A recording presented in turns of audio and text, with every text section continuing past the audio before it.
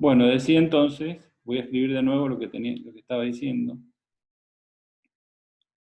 que la ecuación de una recta es de este tipo. Entonces, ya teníamos la variable, digamos, la ordenada del origen, que está dado por la tasa libre de riesgo. La independiente, que es el sigma sub p. Y me falta la pendiente. La pendiente de la recta se establece como la tangente del ángulo alfa. Esto es trigonometría, ¿no? Es para que se acuerden nada más. La pendiente, esta b, es la tangente de alfa. Y la tangente de alfa es el cateto opuesto sobre el El cateto adyacente. adyacente. Bueno, entonces lo que quiero armar es este beta. Este b es la tangente de alfa. La tangente de alfa es el cateto opuesto sobre el adyacente. Bueno, veamos cuál es el cateto opuesto. El cateto opuesto sería este. Y eso sería Rm menos Rf, que es lo que tengo acá. Y el adyacente sería sigma sub m. Y ahí ya tengo armada la ecuación de CML que me da qué relación existe en un mercado en donde yo estoy diversificando, obviamente, cuál es la relación de todas las carteras eficientes posibles. Esta relación va a estar dada por esta ecuación que está acá.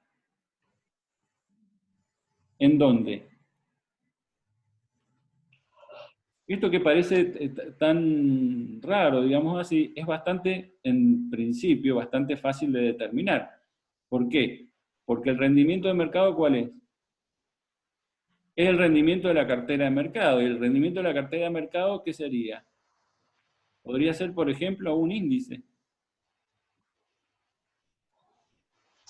El Merval. O puede ser el IBEX. O podría ser el Dow Jones.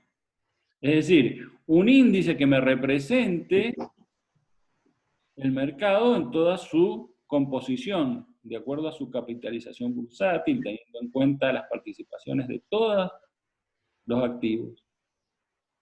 Como aproximaciones a esta teoría, entonces yo este RM lo tengo fácilmente y este RF ya también lo tengo. Y el riesgo de mercado sería el desvío estándar de estos rendimientos, o sea que también lo tengo. O sea que este número es relativamente sencillo de calcular. O sea que con 3 datos yo puedo estimar la CML y también vamos a ver enseguida la SML. O sea que lo interesante del Capital Asset Pricing Model es que es relativamente sencillo estimar esta recta que me da cuál debería ser el rendimiento en mercados diversificados con posibilidades de invertir en forma diversificada, en donde básicamente la recta va a tener una parte que es recompensa por espera, es decir, por el solo hecho de esperar, yo tengo que, por el solo transcurso del tiempo, y ustedes lo nombraron en algún momento, dijeron, tiene que ver con el tiempo, voy a tener una recompensa por espera. Pero además el mercado me tiene que recompensar el riesgo asumido. La recompensa del riesgo asumido me está dada por este B. ¿Eh? Es decir, si yo acá tengo un 15%, estoy asumiendo que a esto hay que multiplicarlo por B. Entonces, por cada punto porcentual, o cada 100 puntos en realidad porcentuales, yo lo voy a tener que multiplicar por un multiplicador que de tal forma que me aumente el rendimiento. Es decir, por eso el rendimiento no es solo esperar, es esperar, pero además es recompensar el riesgo. Y esto está estimado a través de la CML. Ahora, esto es para carteras. ¿Qué pasa en los activos individuales? Para el caso de los activos individuales se usa otra expresión que es la SML, que básicamente es lo mismo que la CML, pero en función o teniendo en cuenta I. I es el activo individualmente considerado. Lo que va a ocurrir acá es básicamente es lo mismo, es decir, el rendimiento del activo I va a ser igual a la tasa libre de riesgo más. Yo tengo que, en función de todas estas características, ¿se acuerdan? Yo voy a combinar el activo libre de riesgo con la cartera, en este caso M, ya no es más la T. Entonces, conociendo estos dos puntos, yo ya puedo estimar esta recta. Lo que vamos a medir ahora es la covarianza de ese activo con M. ¿Por qué? Porque este es el riesgo significativo. El riesgo de mercado es el que sirve para medir el riesgo del título. Te decía que la otra es de la siguiente manera. Tú dejas el suero, ese que te queda de la natilla, lo dejas Luis, afuera, que se ponga cerrar el micrófono, Luis. en una botella. Y el otro día, tú agarras y dejas leche cruda, le echas 2, 3 litros de leche cruda a ese Yo me estoy pasando suero por el... viejo y lo dejas la tarde ahí. Falta de respeto. Resulta que cuando lo vayas a sacar, él se ha cortado, esa leche se ha cortado con ese suero viejo. Y Y quede grabado. sale la natilla que comen en Barquisimeto, Maracay, que es la natilla media ácida. Y sacas aquella y la pones después a hervir para que se cocine, para que se caliente la bacteria. Pero te queda lista. Viene la receta completa. Uy, la verdad que me dan ganas de salir corriendo.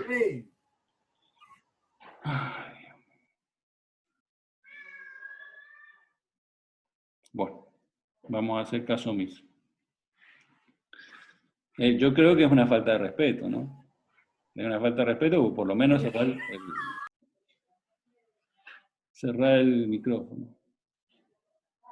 Es una falta de respeto a mi profesionalismo y a lo que estoy tratando de hacer acá. Bueno, decía entonces.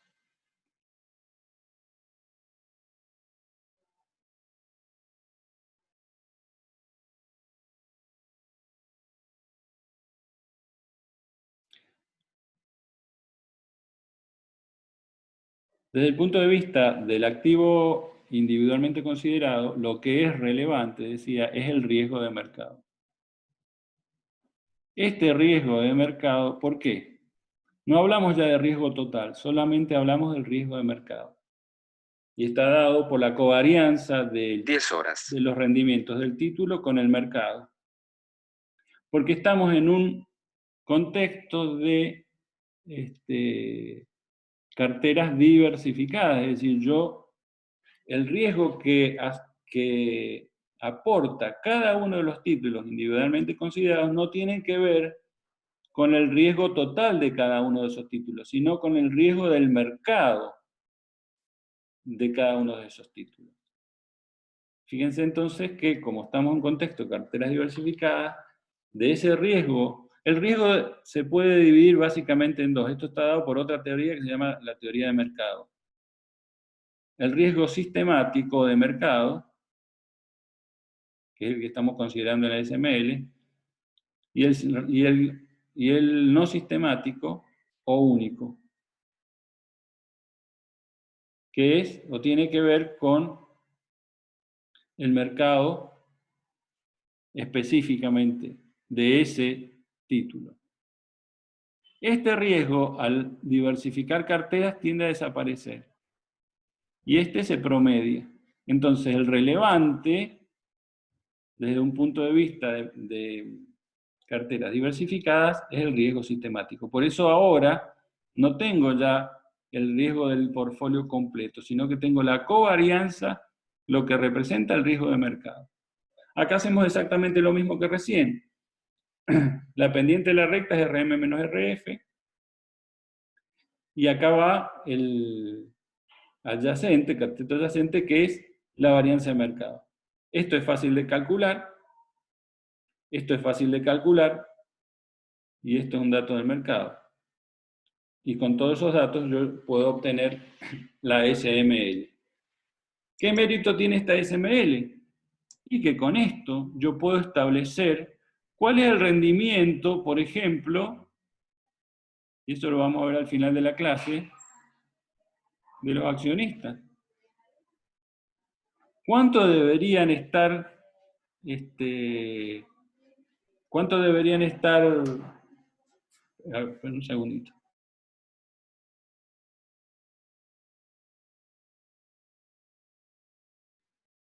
¿Cuánto debería estar un accionista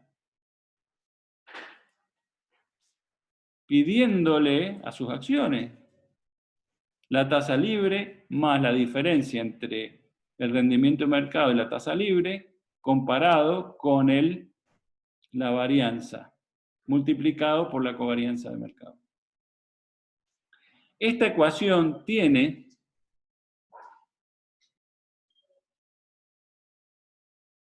una reformulación importante. Cuando en vez de, fíjense acá, y acá sí es un concepto que también van a usar mucho mañana con Sergio Montanaro,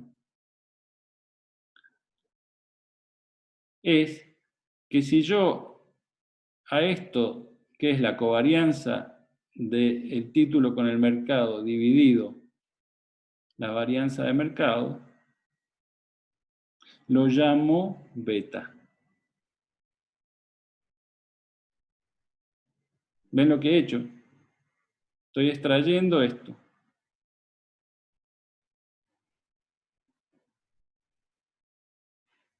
Este beta, fíjense qué significa.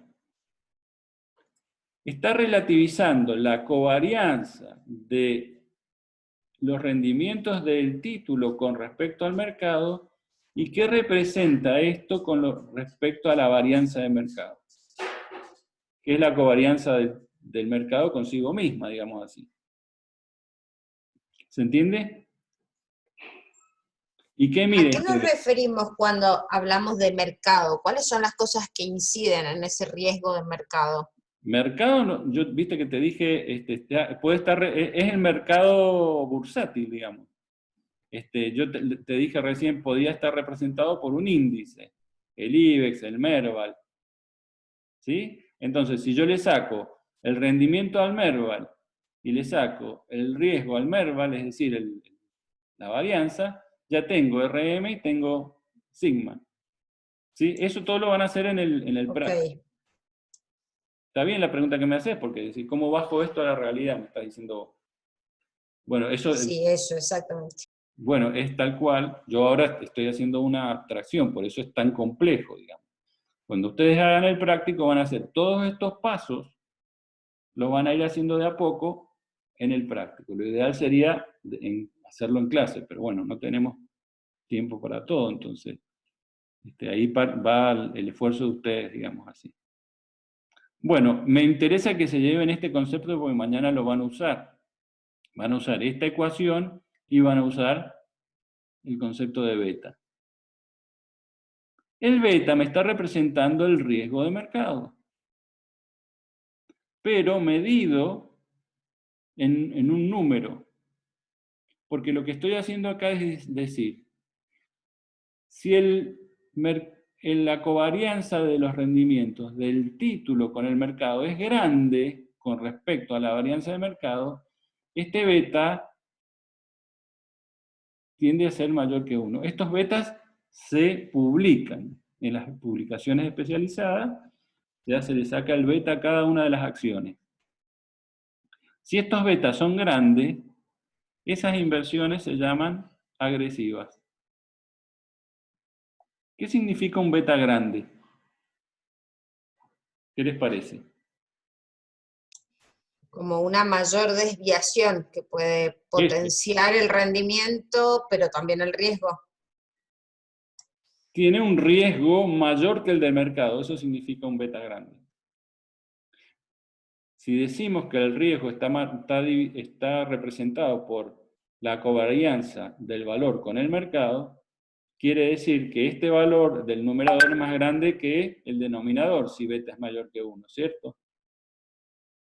Entonces, esta inversión es más riesgosa que el promedio del mercado. Esto quiere decir que amplifica los movimientos del mercado.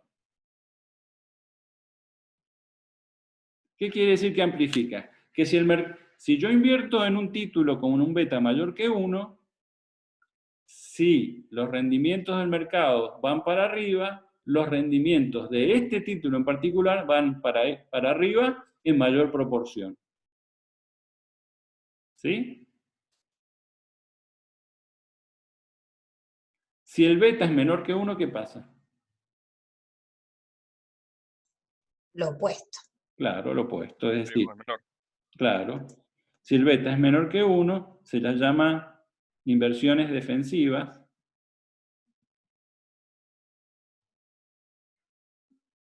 Y de alguna manera absorbe, es decir,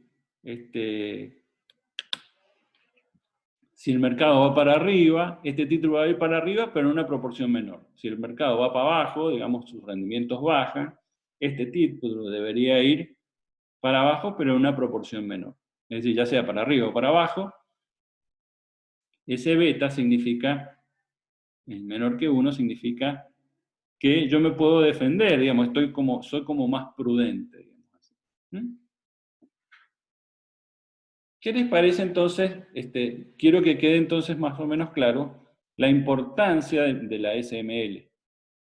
¿Sí?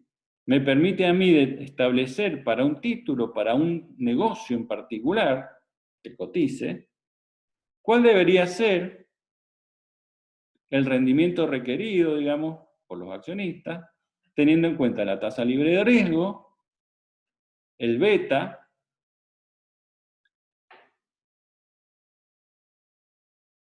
y si ustedes me permiten, lo podemos lo podemos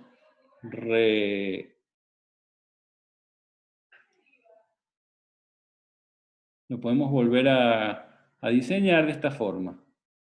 Estoy tratando de... Acá está. Fíjense, si sacamos, yo recién tenía esto acá abajo. Lo saco de abajo del paréntesis y defino el beta. Entonces la ecuación me queda de esta forma. En este punto, recién teníamos la covarianza, acá recién en la SML teníamos la varianza de mercado. Entonces en este punto me quedaría la varianza de mercado sobre la varianza de mercado. Sería 1. En este punto 1, el rendimiento es el del mercado. Entonces, con este punto y este punto, es decir, sabiendo cuál es la tasa libre de riesgo y sabiendo cuál es RM y midiendo acá el 1, yo ya tengo los dos puntos que necesito, este punto A y este punto B, para trazar la SML. Es decir, yo puedo conocer esto. ¿Mm? Fíjense que yo, conociendo el beta de mi activo, conociendo el rendimiento de mercado y la tasa libre de riesgo, yo ya sé cuál es el rendimiento requerido de una acción en particular. ¿Eh? Es decir, conociendo las betas de las acciones, yo puedo determinar cuál es el rendimiento de una acción. ¿Y qué importancia tiene esto para, por ejemplo, mi negocio, si mi negocio cotizara en bolsa?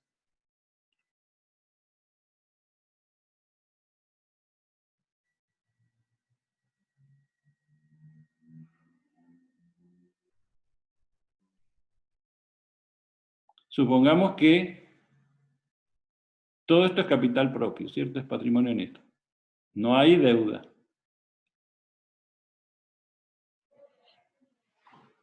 Esto está íntimamente relacionado con el costo de capital propio. Eso lo vamos a usar al final de la clase. Y lo van a usar mucho mañana en la evaluación de flujos de fondos. Entre la diferencia de usarlo en mi negocio o invertirlo en la bolsa. No, lo que pasa es que en un negocio, digamos, en un sector de la industria que tenga una cotización,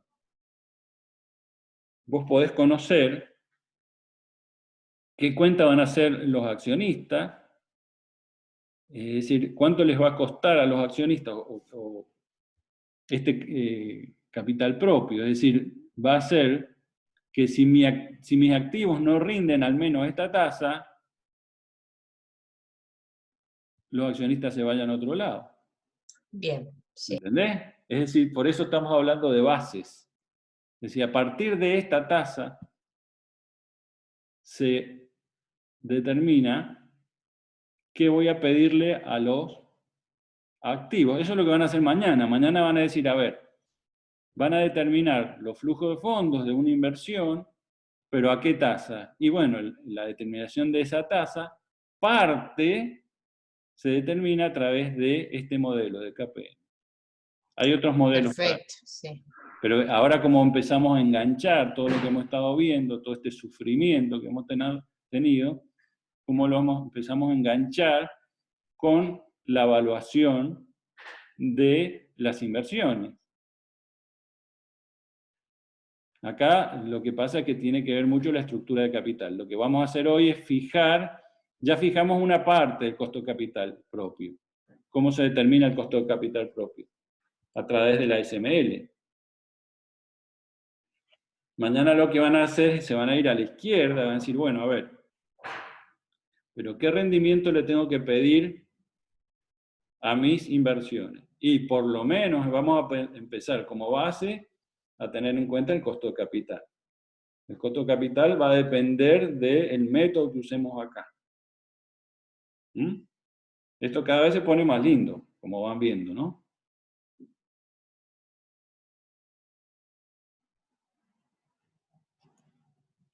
Bien.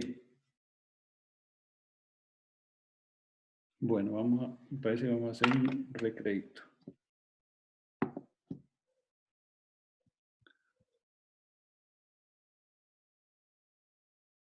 ¿Alguna duda? ¿Alguna pregunta?